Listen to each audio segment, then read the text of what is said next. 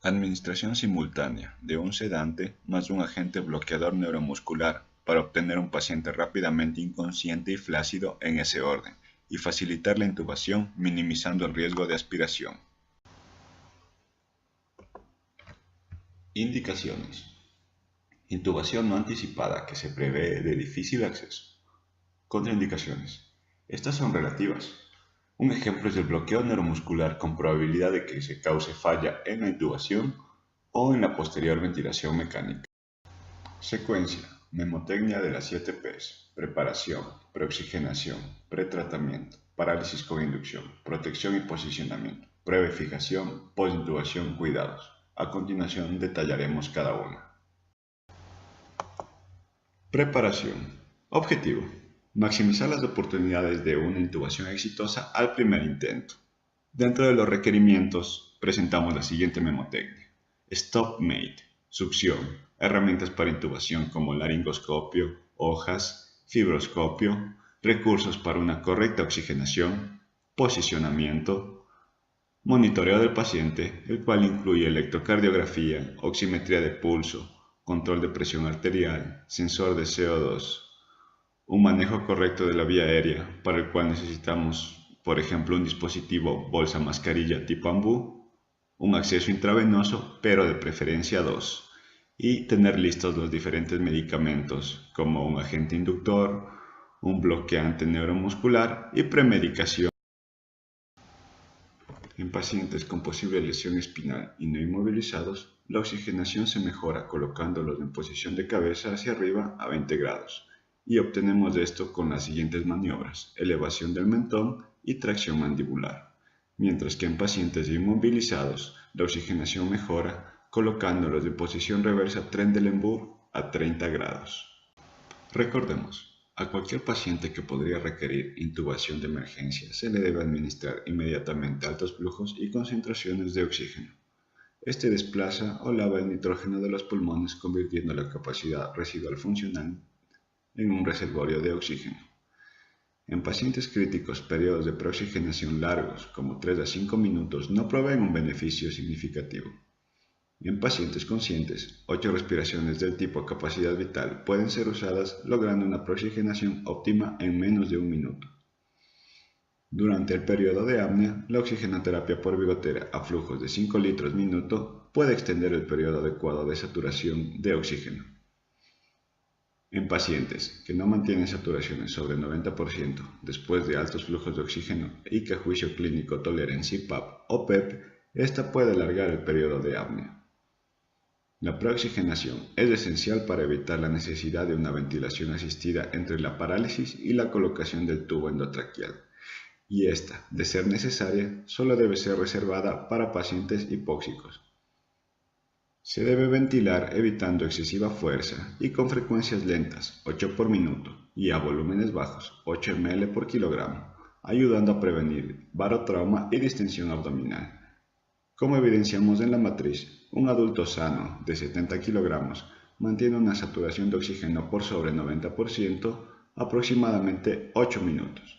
Los niños pequeños típicamente caen por debajo del 90% en menos de 4 minutos, y los adultos con enfermedades graves u obesidad y las mujeres embarazadas al final del tercer trimestre caen bajo el 90% en menos de 3 minutos, inclusive con una preoxigenación óptima. Pretratamiento. La manipulación de la vía aérea durante la laringoscopía e intubación endotraqueal causa una respuesta fisiológica que puede ser perjudicial en pacientes con condiciones médicas específicas. Los agentes catalogados como premedicación pueden ser incorporados para disminuir esta respuesta y su potencial efecto adverso. Consideraciones. El pretratamiento debe ser dado por lo menos 3 minutos antes de la laringoscopía o si no ser omitido del todo. Debe ser visto como un paso suplementario en la secuencia de intubación rápida. Una apropiada sedación y bloqueo neuromuscular toman prioridad cuando se considera medicación para esta secuencia. La laringoscopía e intubación causan una estimulación nerviosa, activando el reflejo de tos y nauseoso. La estimulación parasimpática en niños puede causar bradicardia profunda y en adultos broncoespasmo. Además, la estimulación simpática en adultos puede causar taquicardia, hipertensión y elevación de la presión intracraneal. Estudios han demostrado que la laringoscopía causa un incremento en la presión sistólica en alrededor de 20 milímetros de mercurio, y la succión endotraqueal causa por lo mínimo una elevación de 5 milímetros de mercurio en la presión intracraneal.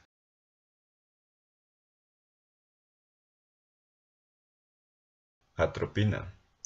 En niños de uso para mitigar bradicardia extrema, como respuesta ante un estímulo vagal secundario a la laringoscopía, mientras que en adultos se utiliza para reducir estimulación muscarínica de receptores tipo 2, abundantes en el corazón, los cuales pueden provocar una bradicardia extrema. Se sugiere no usar rutinariamente atropina antes de la segunda dosis de succinilcolina, sino que ésta debe estar disponible como terapia de rescate si la bradicardia extrema se presenta. Lidocaína. No existe evidencia suficiente para usar lidocaína como pretratamiento en pacientes con riesgo de elevación de presión intracraneana. Pacientes con asma que no han recibido broncodilatador por nebulización podrían beneficiarse de una dosis de 1.5 miligramos por kilogramo dada hasta 3 minutos antes de la inducción. Opioides de acción ultracorta. Estos disminuyen la respuesta simpática ante una laringoscopía y se sugieren como pretratamiento para pacientes que tienen una presión intracraneana elevada de base o trastornos cardiovasculares, que pueden ser exacerbados por elevaciones bruscas en la presión arterial. Fentanilo, a dosis de 3 microgramos kilogramo, dado en 30 a 60 segundos. Esto para disminuir el riesgo de depresión respiratoria e hipotensión y también de tórax rígido. Es dado aproximadamente 30 minutos antes de la inducción y debe ser la última droga de pretratamiento administrada. Su efecto inicia 2 a 3 minutos luego de la administración y dura entre 30 y 60 minutos. Agentes alfa-adrenérgicos. Antes de considerar el pretratamiento con estos agentes, el clínico debe administrar una apropiada reanimación que incluye bolos de cristaloides para hipovolemia y hemoderivados en el caso de shock hemorrágico, por ejemplo. Un uso razonable de estos agentes es considerarlos en pacientes que requerirán vasopresor para tratar hipotensión posterior a la intubación endotraqueal. Situaciones especiales. Asma. Resistencia elevada de la vía aérea. Se sugiere la administración de un beta-2 agonista, como albuterol, durante la preparación para la intubación. En pacientes en los cuales el tiempo es insuficiente para administrar el albuterol antes de la intubación, o este no ha sido administrado en los últimos 30 minutos, se sugiere un pretratamiento con lidocaína, a dosis de 1.5 miligramos por kilogramo, 3 a 5 minutos antes de la intubación. Presión intracraneana elevada. Se sugiere pretratamiento con un opioide de acción ultracorta, como fentanilo, en pacientes normotensos e hipertensos, y que requieran intubación urgente debido a condiciones que pueden elevar la presión intracraneana, como hemorragia intracraneana, encefalitis o meningitis, injuria cerebral traumática, edema cerebral, encefalopatía hipertensiva. Los opioides de acción ultracorta no deben ser dados a pacientes con shock o marcada inestabilidad hemodinámica como pretratamiento, debido al riesgo de disminución de la presión arterial. Se los indica para prevenir un repentino incremento de la presión arterial o taquicardia en pacientes que requieren intubación urgente durante una emergencia cardiovascular como síndrome coronario agudo y disección aórtica. Inducción y parálisis. Es la administración intravenosa virtualmente simultánea de un agente de inducción de rápida acción y un agente bloqueante neuromuscular, obteniendo un estado de sedación profunda y relajación muscular.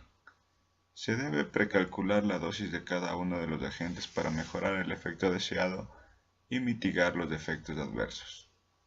Objetivos: niveles de parálisis y sedación 45 a 60 segundos después de la administración intravenosa de las drogas. Agentes usados como inductores de sedación. El inductor ideal provee rápidamente un estado de inconsciencia y analgesia, con limitados efectos adversos. Ningún agente disponible presenta este estándar ideal de medicamento. Dentro de los más usados están las benzodiazepinas de acción ultracorta, como midazolam, con las cuales la sedación aparece entre 3 a 5 minutos, y la recuperación total se da en menos de 2 horas, con la dosis ya indicada de 0,2 a 0,3 miligramos por kilogramo de peso. También se puede usar propofol y tiopental sódico, como podemos observar. Agentes bloqueantes neuromusculares. Su uso para producir parálisis es la piedra angular en la ventilación de secuencia rápida. Hay que recordar que estos agentes no proveen analgesia o sedación en este contexto y son usados inmediatamente después del agente inductor. La evaluación neurológica se vuelve más difícil después del uso de estos agentes. Sin embargo, la respuesta pupilar aparece preservada en la mayoría de casos. Según su mecanismo de acción, se clasifican en agentes despolarizantes y no despolarizantes. Despolarizantes. Succinilcolina, análogo de la acetilcolina, se liga directamente a los receptores postsinápticos de la placa motora, causando estimulación continua, fasciculaciones y parálisis muscular. De amplio uso en emergencia, debido a su rapidez en inicio de acción, 45 a 60 segundos, y su corta duración, 6 a 10 minutos, a una dosis de 1,5 miligramos por kilogramo de peso. Efectos adversos. El más importante es la hipercalemia. Se ha evidenciado inclusive en individuos sanos un incremento de hasta el 0,5 miliequivalentes del potasio sérico. Trismus. Fasciculaciones. Bradicardia extrema en niños. Contraindicaciones. Hipertermia maligna o historia familiar de esta es una contraindicación absoluta, al igual que trastornos con regulación hacia arriba de los receptores postsinápticos de acetilcolina, como en el caso de injurias con denervación mayores a 72 horas, o quemaduras o traumas mayores a 72 horas. En miastenia gravis, debido a la destrucción de los receptores para acetilcolina, es segura la administración de succinilcolina y se debe dar a dosis de 2 miligramos por kilogramo de peso. No despolarizantes. Inhiben competitivamente los receptores postsinápticos de acetilcolina en la placa motora e inhiben todas las funciones musculares. Debido a que no causan despolarización de la membrana, no poseen el efecto adverso de la succinilcolina. Se clasifican en benzilquinolonas como atracurio, imivacurio y aminoesteroides como rocuronio y bencuronio. Son usados cuando existe contraindicaciones de succinilcolina o cuando se desea que la parálisis muscular se prolongue luego de la intubación. Rocuronio. Posee un corto inicio de acción, 45 a 60 segundos, y una corta duración en comparación con otros agentes de esta misma clase. La dosis es de 1 miligramo por kilogramo de peso. Se ha observado que una administración previa de una solución isotónica en bolo de 20 ml puede reducir el inicio de acción a menos de 45 segundos. Reversión de agentes no despolarizantes. Tenemos dos fármacos, neostigmina, a dosis de 0,06 a 0,08 miligramos por kilogramo de peso. Es un inhibidor de la acetilcolinesterasa y provee aproximadamente un 40% de la recuperación de función neuromuscular. Sugamadex. Su mecanismo de acción es encapsular las moléculas de rocuronio o bencuronio, a dosis de 4 miligramos hasta 16 miligramos por kilogramo de peso, obteniendo una reversión en 3 minutos. Protección y posicionamiento. Esta fase se refiere a la protección de la vía aérea contra la aspiración, aplicando presión en el cartílago cricoide o maniobra de Selig. En pacientes con saturación sobre el 90%, esta maniobra es innecesaria. En pacientes con saturación bajo 90% o desconocida, el clínico puede proveer un soporte ventilatorio usando un dispositivo bolsa mascarilla y utilizando la presión cricoidea. Después de obtener la parálisis flácida, se debe comprobar esta valorando el tono del músculo massétero o la laxitud de la apertura mandibular con la hoja de laringoscopio. Recordemos que el tiempo de relajación muscular varía dependiendo del agente utilizado. El objetivo de la laringoscopia es la visualización directa de la apertura glótica. Una vez que ésta se ha obtenido, el clínico coloca el tubo endotraqueal entre las cuerdas vocales, infla el VAC, retira la guía y confirma la apropiada colocación del tubo endotraqueal con un dispositivo sensor de CO2 al final de la expiración, por ejemplo.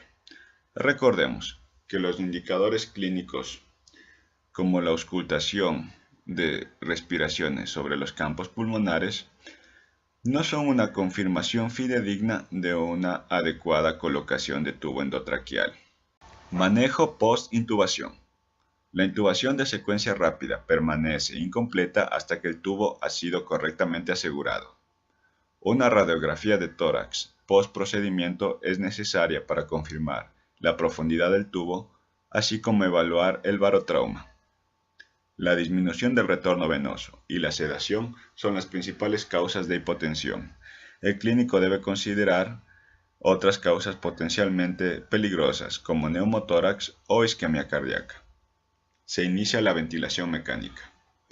De ser necesaria una parálisis a largo tiempo, se debe precalcular las dosis tanto del agente inductor como del bloqueante neuromuscular al inicio de la intubación de secuencia rápida.